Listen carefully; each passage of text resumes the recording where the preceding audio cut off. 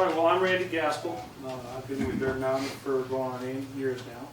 And I oversee the bison and the elk operations as far as land management.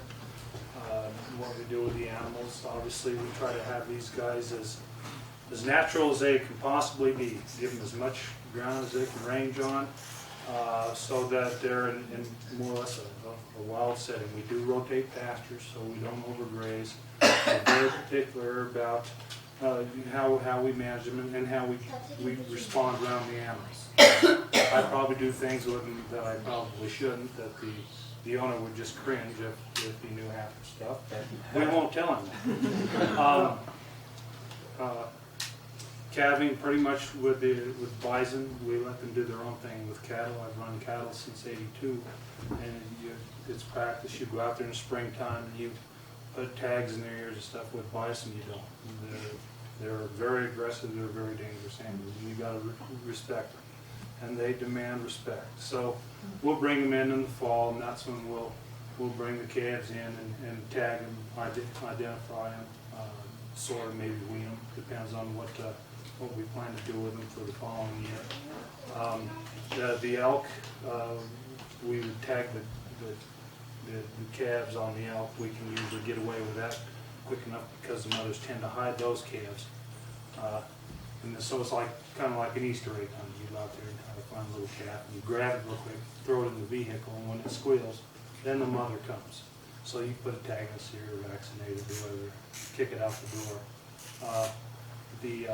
The elk have done real well for us, but I think we're with the bison, what we've done with the bison, I think we're moving on a little bit different direction with that, doing well with it. Fences is an issue. Trying to keep the animals calm and happy is a key. We never get aggressive. You can't quote unquote cowboy, hoot and holler and scream around them. Everything you do with them has got to be really quiet, really low key. You're talking to them, and if they're upset, you just don't mess with them. You just find something else to do. Working them. It could take me for currently we have 85 mother cows. And then probably up to about 120 yearlings right now. So I think our calf count at last was about 70 some calves. So, Rick? And I'm Brett Carmichael, Elizabeth's husband. My main, I guess, job at the ranch is to sell. I do mainly the sales and the hunting aspect of the ranch. The free range, what we do is we have a free range hunt on our property here, right at 8,000 acres. We have in between Bear and Diamond. Diamond is a mountain you can see right over here. So right in between Bear and Diamond, we have 3 little wooden cabins that you sleep in, and then we have like an old lion shack that the chef and the guide, stuff like that, stay in. And then you have 8,000 acres to hunt on. We take no more than 6 in camp during rifle, and try to take no more than 4 in camp during archery. And that is a free range hunt, so we have to go by the state of Colorado, the Division of Wildlife rules. So we have to go by the dates they say. You have to draw tags. Of course, we do get some land vouchers for being private land. So I sell free range hunts, and then here at Bear Mountain we do called a preserve hunt. And what that is what Randy was talking about. We raise the elk to the quality of 350 class bulls up to 450 class bulls. Bulls of this sort here that you will hardly ever find in the free range in Colorado. You can put your tags in Arizona, places like that, but at my age, it would take me before I died before I drew a tag. It's so hard to draw a tag. Plus, we do a preserve hunt also for the high-end business people. A lot of Texas, Louisiana oil and gas.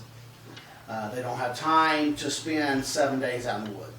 They want to come in 3 days and hunt for 3 days, get a nice bull for them or their clients. It's kind of a deal for clients is what it's for. And that right there, total acreage Randy has of high fence with his calf pens, his breeding pens, and all that is a total of 2,000 acres. Right at there, about 1,700 acres. The hunting area is right around about 700 acres, 5 to 700 acres. It is on the side of Bear Mountain. It's a tough hunt, it really is. We can make it as easy as possible because Randy has roads through there because we do some handicap hunting.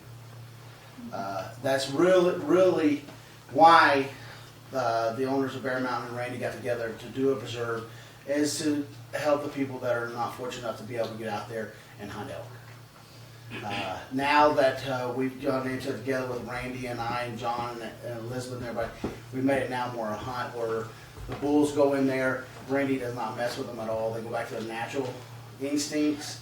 So when Randy and I go in there to guide, we could go through there, there could be 30 bulls in there, and we might see 2 bulls all day. Because they hear us coming, they run to the black timber, they run wherever. It really is a fun hunt. It's a great hunt.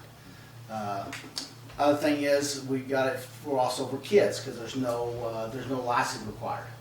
So there's no age limit. We had a kid last year, was 10, shot a bull. So it's nice too to have the high fence, because the kids get to learn where to shoot. If they make a mistake and hit the bull wrong, it's not going to run off and die and nobody find it. So it's really it's a neat deal. Also, I try to sell other things around the ranch. We had some old Jeeps. We have old stuff that we just got to get rid of that I sell. I go to a lot of hunting shows. I travel quite a bit with that. Also, now that we started the Bison company, I'm involved in that. So I really don't sell the meat. Ms. Meredith, Elizabeth does that. Matter of fact, I had a call yesterday about a guy wanting hot dogs, and I had no clue. I said, hey, you hold on, let me get with somebody that knows this. My job with that is with Randy and I, we go and find animals. We might drive to Wyoming, we might drive across the United States, pick up animals and bring them back. My job also is to haul animals to processors. Other than that, at Bear Mountain, summer activities, we do summer activities. So if you want to rent a lodge for a week, you get 2 activities. You can either go on a Jeep tour, or like a photo safari, where Randy and I or somebody can take you out and we can get in close with the elk, in close to the buffalo, where you can take pictures, stuff like that. We do conferences. This is our conference room, small conferences, where you have maybe 8 or 9 people. You come in, that turns into a computer. You can use it for a computer, stuff like that. Brett, Yes. Can you tell us why you decided to go get away from the cattle and sheep that traditionally run here and go to the bison and the elk? That's probably better for Randy to answer. Really, that's for Randy to answer. All right. Basically, and this really doesn't help, the biggest problem with this ranch, 10,000 acres is a lot of acres. You got to consider our elevation. Cattle up here just don't work during the winter months. Snow gets too deep. It's just harsh. And then we're having to buy feed. Now, bison and elk require probably a third less than what cattle require. Their metabolism slows down during the winter months, where they don't need the extra feed what cattle need to keep themselves warm. The other plus to that is bison and elk also, they'll eat snow through the winter months, whereas cattle, they require water. You got to go out and chop ice every day, a delta. So for this elevation where they're setting, this is better suited, especially for bison, to spend the winter months. When there's a blizzard out there, those bison will sit up on top of the ridge. It doesn't bother them whatsoever, because their hair is wool. Cattle, the neighbors right across the road, they have 1,500 other cows, and those cattle will be all stuck down there in the bottom, just sitting right on the creek beds, just trying to stay warm. The bison, they're out there running around. They just love it.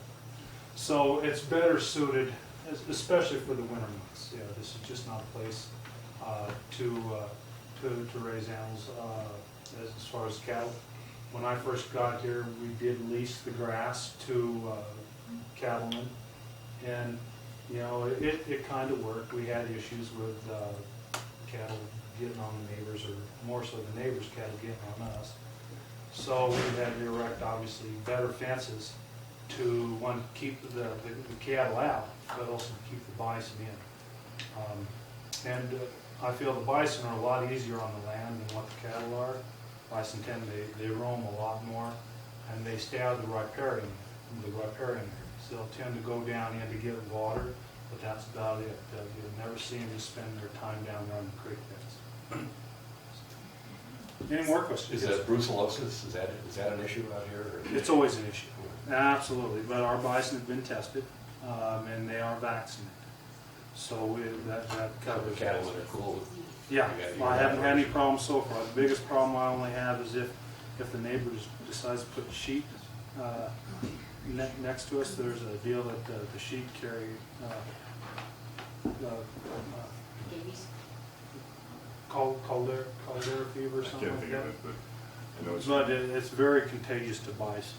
Very contagious. In fact, within a 5-mile radius. So I've got to make sure that my neighbor, well, and he'll run certain years because of the sheep eat the larkspur, and he likes to run the sheep in there before the cattle get in there to eat that larkspur. So you guys tell me the truth. Don't they? The other end of the business that we mentioned to you is the bison meat sales. We've been selling bison now for actually going right on 3 years. We started out just selling steaks out the door, ground out the door. We thought, just be a little fun business on the side. In the winter months, we're a little slow from January to May, and we thought, it'd just be great to have people stop by and buy a ground pound of meat. Well, who knew? But bison, because it is a very lean meat, is very popular as the sort of other red meat. And so we then began selling to restaurants and grocery stores. Meredith Rumsey joined us back in December as an independent sales rep for Bear Mountain Bison. We have 2 separate companies. And so for those of you who are vacationing or living in Steamboat for some time, if you go to Cafe Diva, the Boathouse, Big House Burgers, Sweet Pea, Bamboo Market. Bamboo Market. Just sort of with Winona's also. So there's lots of restaurants locally in town that you can have our bison. The Boathouse, if you've had the opportunity to eat there, they're a new restaurant. When I say new, they've been there just now a little over a year. They buy whole ribeyes from us. They slice them, nice ribeye steak. It's very good. And then we also have, obviously, our market has extended throughout the state of Colorado. We have lots of clients down in Denver, Grand Junction, Boulder, and now we have clients outside of the state of Colorado. We just recently started shipping meat to the Brookfield Chicago Zoo. They are very much in the business of maintaining a bison habitat. There's a recent book out that their director has written talking about bringing back the bison. So our meat business is actually, we are probably, by the time we finish up on December 31st this year, we will probably be the #1 grass-fed producer in the United States. Wow. But when I say that, it's like, wow, which is great. It's awesome. We love it. But part of it is that grass-fed producers, they're minimal in the bison world.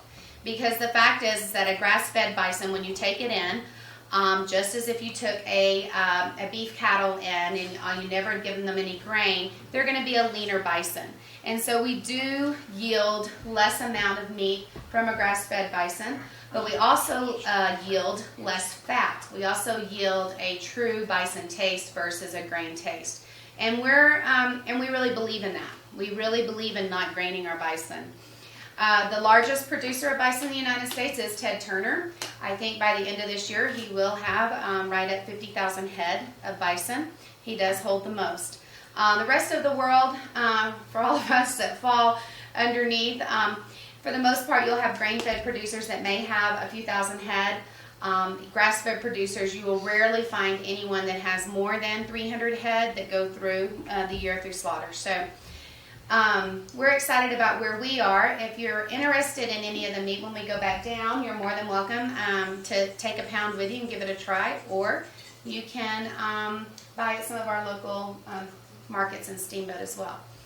The bison that you do get, for example, in King Soopers, Kroger's, the majority of the bison will come out of Western Bison, which is out of Rapid City. And that, a lot of that bison will be off of Ted Turner's ranches. So a lot of the bison that is distributed through places like Cisco and US Foods, that will be a lot of Ted Turner's bison. I don't know how many of you have ever eaten at a Ted's restaurant. Okay, so Ted, actually what he does with his bison is he sends them, the majority of them, down to Colorado Springs or to Rapid City for slaughter. He sells his bison, his carcass, and then he buys his meat back. That is his way of what he believes to be supporting the industry and not letting the rest of us have some of his bison.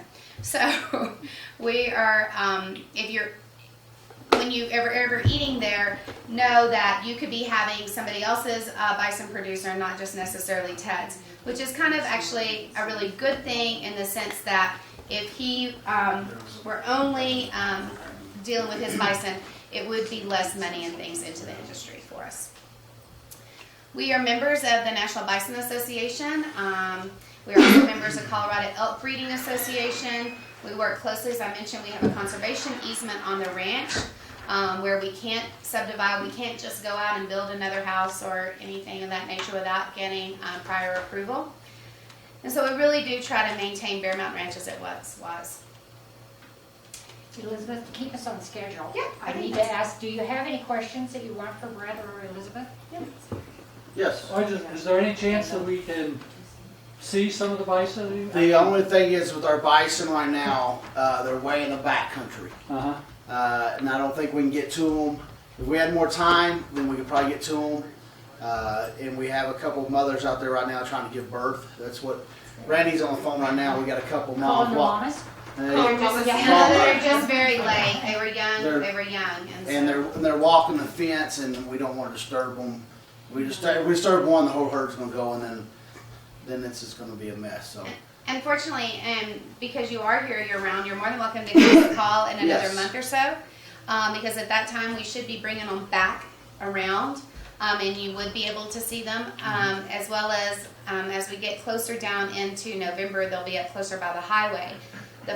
This year was the first time we put bison by the highway. We were unsure of it because our bison had not been accustomed at all being on the highway.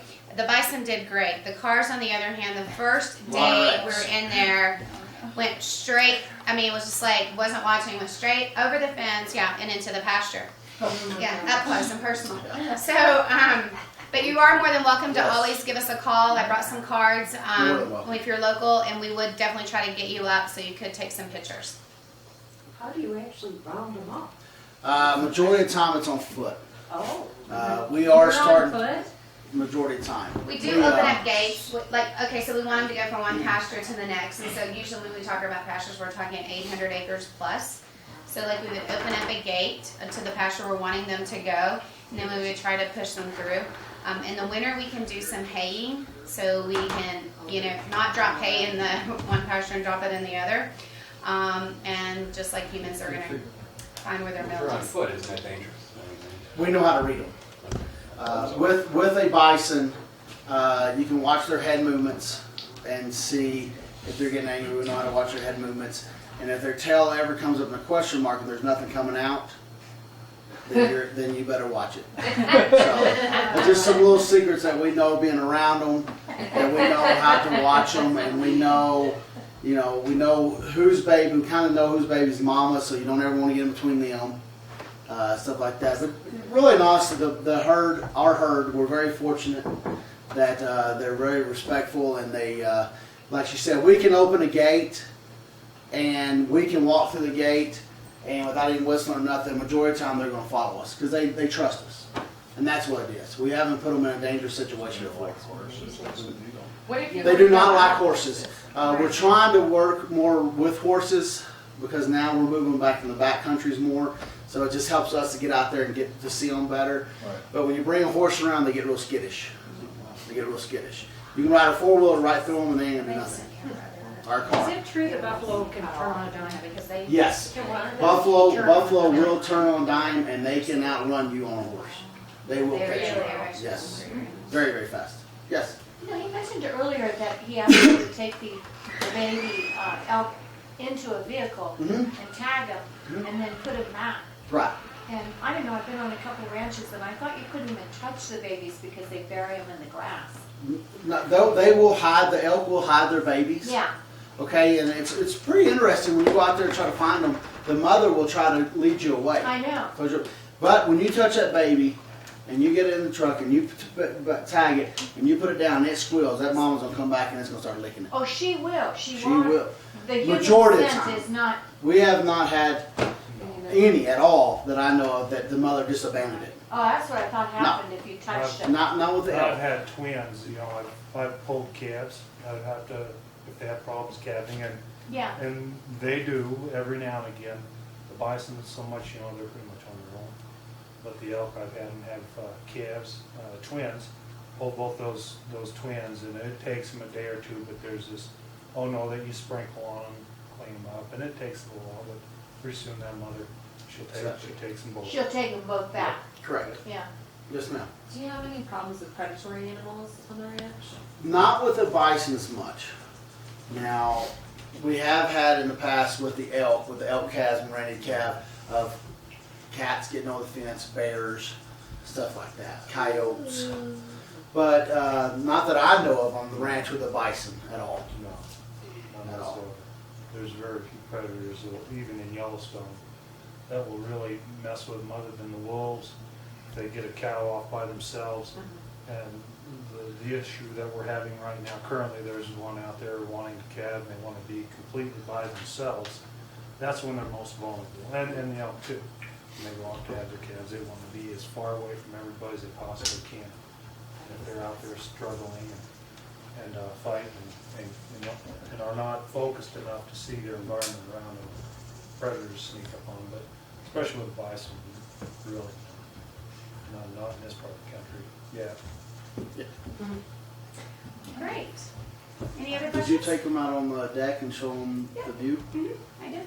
Show them where Diamond was? I And showed, well, I showed them the view. If you guys want to give them another tour of that, then you're more than welcome to. And you can look at all that sausage that needs to eat. sausage or cookies? Guys, please. Kiddos, take Marcus, I'll be making y'all better you get more after it. fries. Well, thank you very much. You betcha. Thank y'all.